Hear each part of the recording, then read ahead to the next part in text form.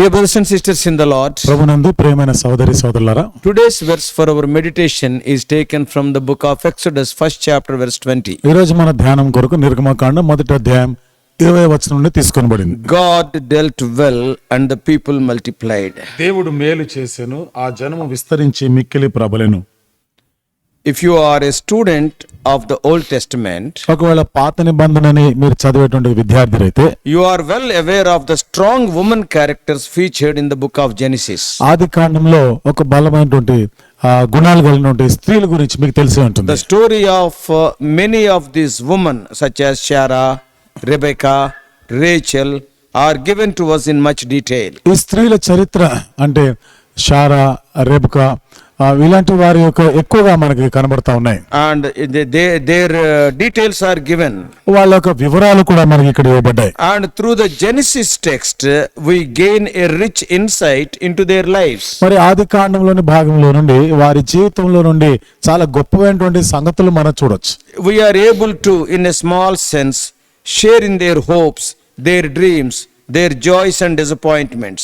వారికి ఉన్నటువంటి కళలు, వారి యొక్క అనుభవాలు, వారికి ఉన్న నిరుత్సాహమైనటువంటి పరిస్థితులు కొద్దిగా మనం చూడుతున్నాం. So there is enough information provided in the biblical text regarding their personalities, their families, their struggles, their victories to make us feel that we know them quite well. కాబట్టి వారి గురించి మనకి కొంత పరిచయం ఉన్నట్లుగా వారి గురించినటువంటి వివరాలు ఈ గ్రంథంలో Family వారి కుటుంబ చరిత్ర, their struggles, వారికి ఉన్న పోరాటాల గురించి, victories, వారి విజయాలు they are written in detail. ఇవన్నీ కూడా వివరంగా అక్కడ రాయబడినాయి. As we move into the biblical account of Exodus, ఈ నిర్గమకాండం ఇక బైబిల్ పై ఉన్న సంగతులు మనం చూస్తే about the women characters much is not written except Miriam. మరి స్త్రీల గురించి వాళ్ళ గురించి ఎక్కువ వివరాలు లేవు, కానీ బహుశా ఒక మిరియాం గురించి కొంత కనబడుతుంది. Are these women less important? అంటే వీరందరూ కూడా తక్కువ ప్రాముఖ్యత గలవారా? No.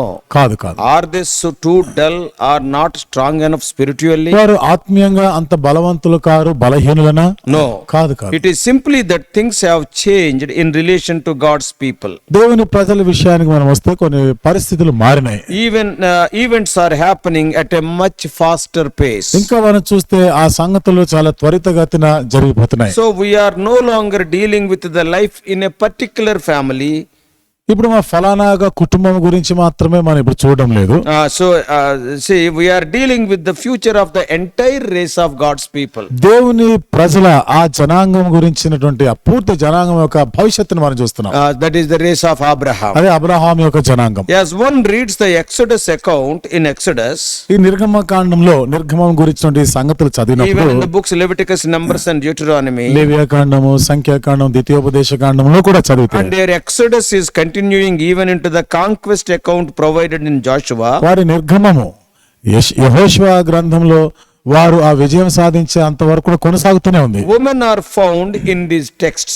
ఈ భాగంలో స్త్రీలు కనబడుతున్నారు మనకి. However, we must work a little harder to find lessons applicable for us today. ఏదేమైనా నేటి దినము మరి మనం అన్వయింపజేసుకోగలిగేటువంటి పాఠాలు వీరి నుండి మనం నేర్చుకోవచ్చు. So such is the case with the first two women characters named in Exodus, that is Puva and Shiphrah. అలాంటిదే నిర్గమకాండం 1వ అధ్యాయంలో ప్రస్తావించబడ్డ ఇద్దరు స్త్రీల గురించి మనం చూస్తున్నాం. షిఫ్రా, పూయా అనేవారు. And please meditate these characters. ఈ వ్యక్తుల గురించి మీరు దయచేసి ధ్యానం చేయండి. In your leisure time, please meditate about these two women. మీ ఖాళీ సమయంలో ఈ ఇద్దరు స్త్రీలను గురించి మీరు ధ్యానం చేయండి. The children of Abraham and Jacob, they grow rapidly.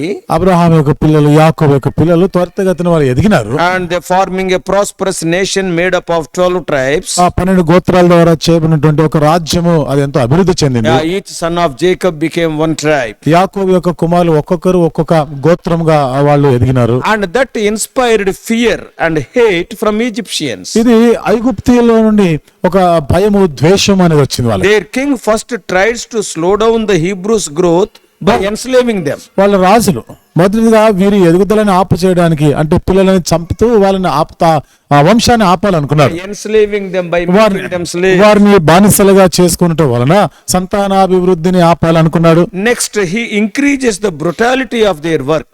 ఆ తర్వాత వారి యొక్క పనుల్లో ఒక క్రూరత్వాన్ని పెంచాడు ఆయన. Then he tries to command Jewish midwives to kill their own people newborn baby boys. ఆ తర్వాత వారి మంత్రసానులైనటువంటి స్త్రీలకు ఆజ్ఞాపించి వారికి పుట్టినటువంటి మగపిల్లలు చంపేయాలని ఆజ్ఞాపించారు. When these all fail, he openly orders the murder of Jewish infant boys. ఇవన్నీ కూడా విఫలమైనప్పుడు ఇప్పుడు ఈ యూదులో ఉన్న మగపిల్లల్ని చంపేయాలన్నాడు. So inadvertently, this creates the very situation which leads to the rise of Israel's eventual leader Moses. In this situation, Moses was raised. ఇలాంటి ఈ పరిస్థితుల్లోనే ఒక నాయకుడు మోషే లాంటి వాడు అక్కడి నుంచి ఆయన వచ్చాడు. In Exodus 1st chapter 15 to 22, నిర్గమకాండము మొదటి అధ్యాయం 15 నుండి 22 వచనాల్లో it describes the most drastic attempt to curb Israeli population growth, to arrest that growth. ఇక్కడ ఈ ఇశ్రాయేలు జనాంగం ఈ జనాభాని అరికట్టాలని అంతమొందించాలని చాలా ప్రయాసపడ్డారు. Even after enslavement, ఆ బానిసత్వంలో ఉన్నా కూడా,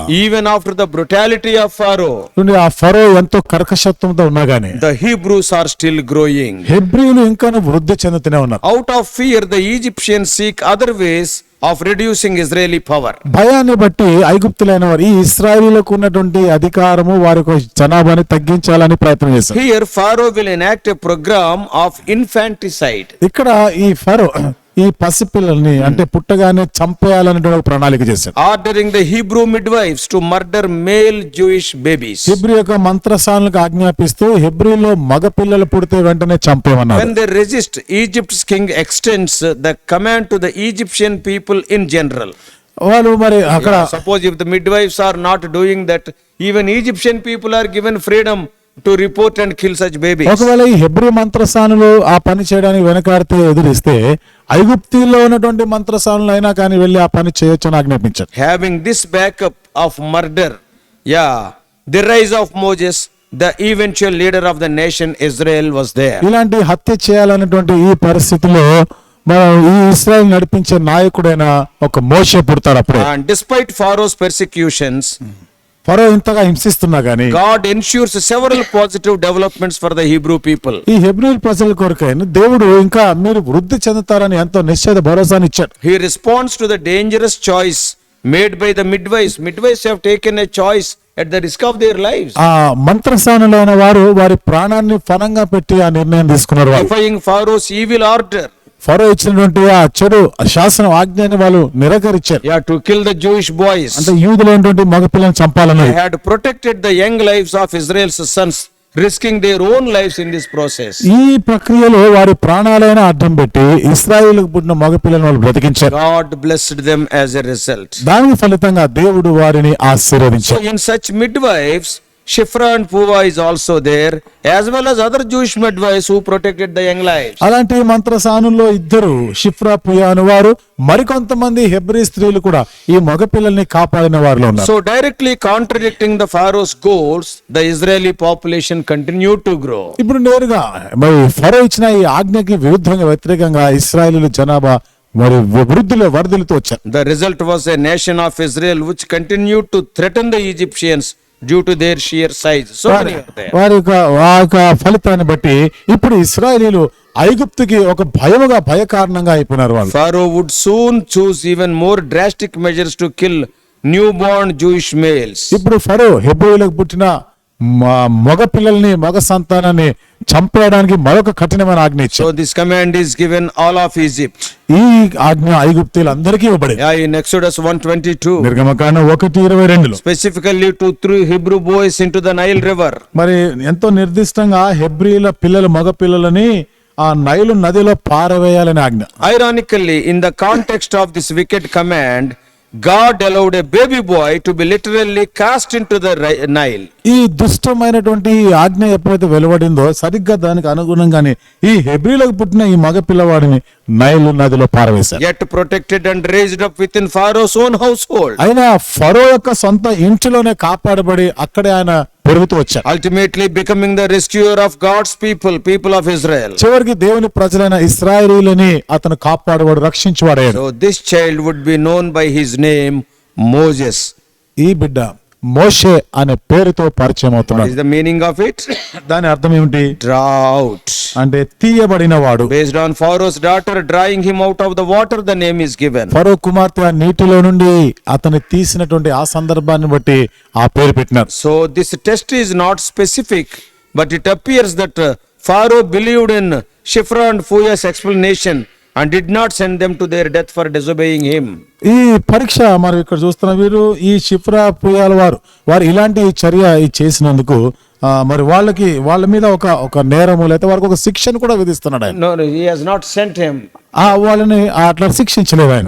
So God protected అంటే them. దేవుడు వారిని కాపాడినాడు. More importantly, God was good to the midwives. ఇంకా ప్రాముఖ్యమైనటువంటి సంగతి ఈ మంత్రసానులని దేవుడు కాపాడాడు, ఆశీర్వదించాడు. He established households for them.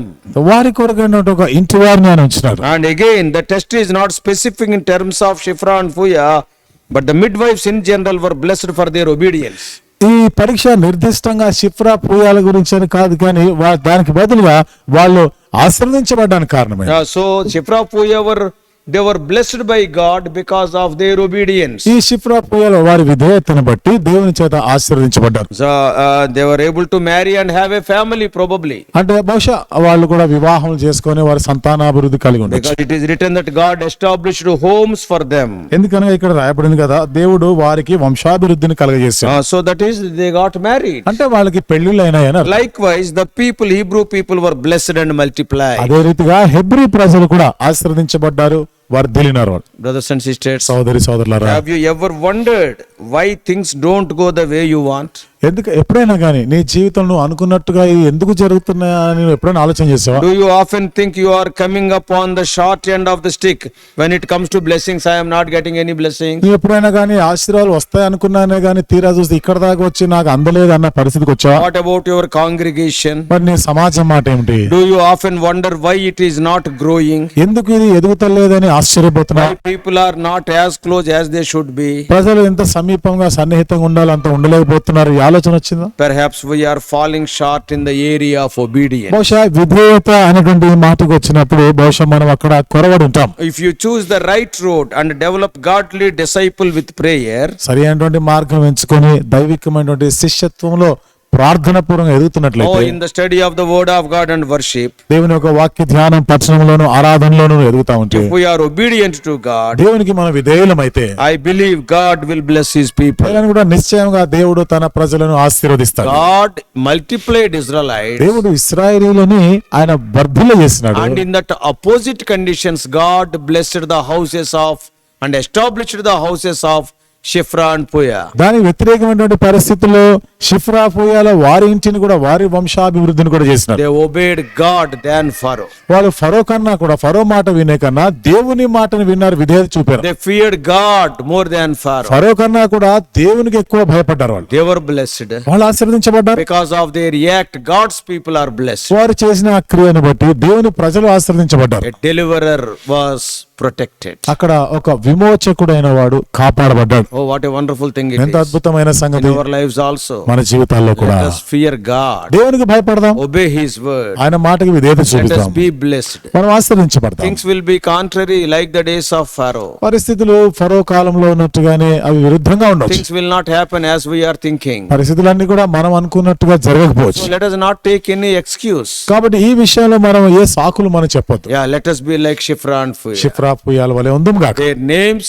may not be publicized like the names of Sarah, like the names of Rebecca and Rachel, Sarah, రిబ్కా, రాహేల్ వారి పేర్లు వల్లే వారి ప్రాచుర్యంలో రాకపోవచ్చు వీళ్ళ పేర్లు, but they are equally important. కానీ వాళ్ళు కూడా సమానంగా ప్రాముఖ్యమైన వారే. Without them, Moses was not. వాళ్ళు లేనిదే మోషే ఉండేవాడు కాదు. Without them, redemption is not there. వారు లేకుండా విమోచన వచ్చేది కాదు. Oh, what a wonderful people were they. వాళ్ళు నిజంగా ఎంత అద్భుతమైన ప్రజలు. Let us be like them. మనం ఆ రీతిగా ఉందాం. Whether our name is publicized or not, let us be obedient to the word of God. మన పేర్లు గొప్పగా చెప్పినా చెప్పకపోయినా గానీ దేవుని యొక్క మాట, దేవుని వాక్యానికి విధేయత చూపిద్దాం. May God bless you. దేవుడు మిమ్మల్ని దీవించును గాక. Let us pray. ప్రార్థన చేసుకుందాం. Loving Heavenly Father, ప్రేమగల మా పరలోకపు తండ్రి, oh, what wonderful women are they, Shiphrah and Puah, with small jobs like midwives. షిఫ్రా పూయాల వారు ప్రభా ఎంత అద్భుతమైన వారు, చిన్న పని వారు మంత్రసాని పని చేస్తున్నారు. But they obeyed, they feared you more than Pharaoh. అయితే ప్రభా వారు విధేయత చూపారు. మోషే ప్రభా ఫరో కన్నా ఎక్కువగా మీ మాట విన్నారు, మీకు భయపడ్డారు. Though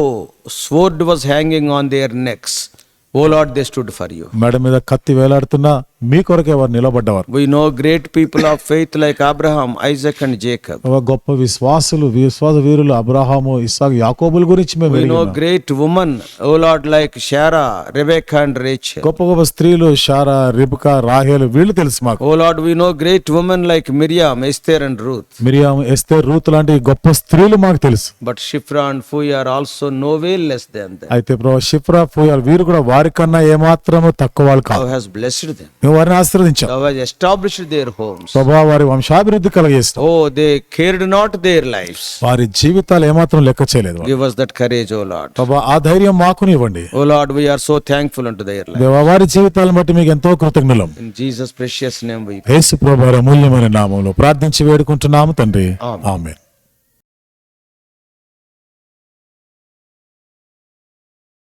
God bless you all. Please subscribe for more spiritual messages to the YouTube channel John Victor Telugu Messages.